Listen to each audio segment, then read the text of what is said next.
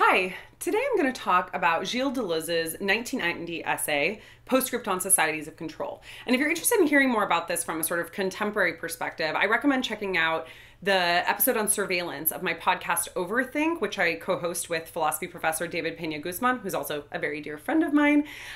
Because one thing you've probably noticed if you've been watching these Continental Thought videos is that I just do a quick explanation of some of the key ideas in a given text, but we don't really talk much about how they're related to the present day, let alone like what I actually think about them.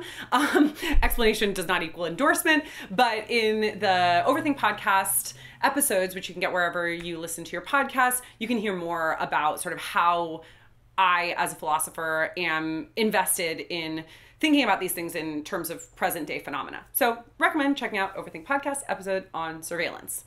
Now on to a description of this text, which is, like I said, super short. Here, Deleuze engages Foucault's idea of disciplinary power and disciplinary society. And he says that he thinks we've moved from a disciplinary society to what he calls a society of control.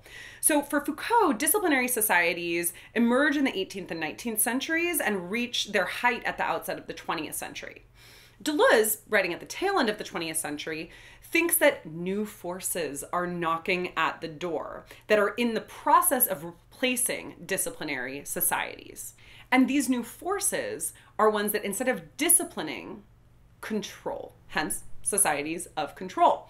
And so one thing to note here is that contrôle here, because Deleuze is writing in French, means control in the way that we use it in English, but it also has resonances of checkpoints. And so if you're going through passport control, for instance, that's one way that we use control in this sense in English, but it's a lot more common in French. And so there's a sense of the contrôle as something that regulates our movements through space, but in a way that's pretty different from discipline. And so let's think about what it means to have a life that is organized around this idea of control.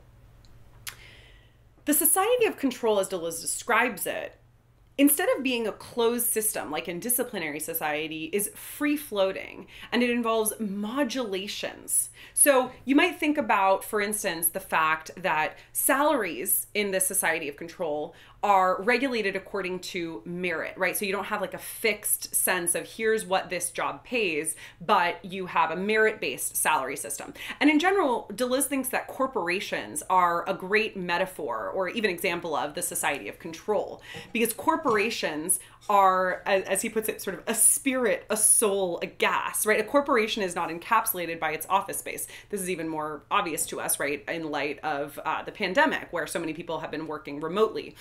The corporation is fundamentally different from the factory, which is a real concentrated place. And the factory is a space of discipline associated with disciplinary society, whereas the corporation is a space of control and kind of even an inchoate, right, free-floating space, if we can call it space at all.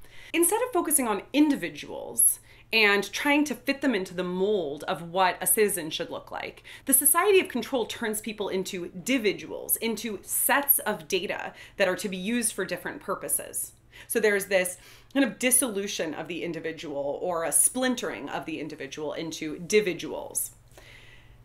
Think about how much of your life is dependent on codes, passcodes, passwords, right, that mark your access to information. So when we were recording the episode on surveillance and I was thinking about this piece by Deleuze, I was also applying for global entry, which allows you to cut the passport control line when you're coming back to the US from a foreign country.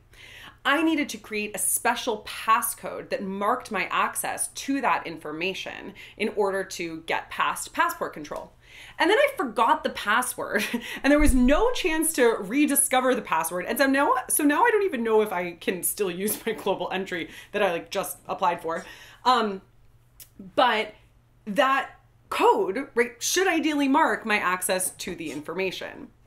In order to get that global entry to begin with, I had to give over all sorts of information. And so I freely did this. So what happens in a society of control is often that individuals are giving access to their information in order that they can have a free-floating orientation toward their society. So I subjected myself willingly to a background check so that I would be able to skip the passport control line. And I created a passcode that would, ideally if I hadn't forgotten it, mark that access to the information, my global entry number. Once I have that number, then I can skip the line. And what this means in practice is that the society of control gives me a much greater sense of freedom than the disciplinary society. But this is an illusion because I have had to forego my privacy in order to get that freedom to begin with. You see this all over the place in society today. And Deleuze notes that one of the threats in the society of control is the threat of piracy and or viruses, right? So the society of control, another metaphor that he uses for it, is that of the computer, which poses a passive danger of jamming and an active danger of piracy and or viruses. And this is in contrast with machines that involve energy, which he associates with the disciplinary society.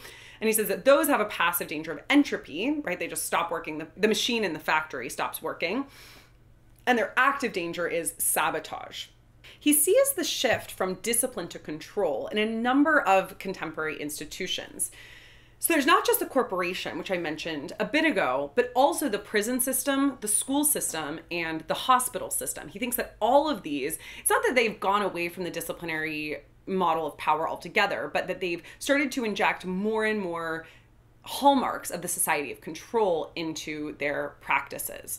I think the school system is particularly salient in this regard, right? The ways that perhaps we're not disciplining students kind of top down in the way that some previous generations were, but there is this constant encouragement of young students to be datafied, right? To be tested, to have passwords for their iPads that they need to use to access their materials, and so on and so forth. And keep in mind that, obviously this has a critical edge to it, but it's not that Deleuze is simply saying like, this is bad, right? It's a lot more complex than this, as is often the case when we're talking about social and political analyses coming from European philosophy. And related to this is also the idea that the society of control gives us the illusion that our uniqueness is a good thing. It's not as invested as the disciplinary society was in creating homogeneity.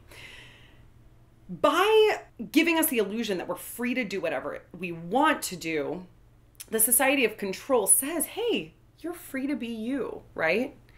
But in fact, as we've noted, not only our access to information, but also our access to our own identities is continually modulated by tracking and surveillance methods.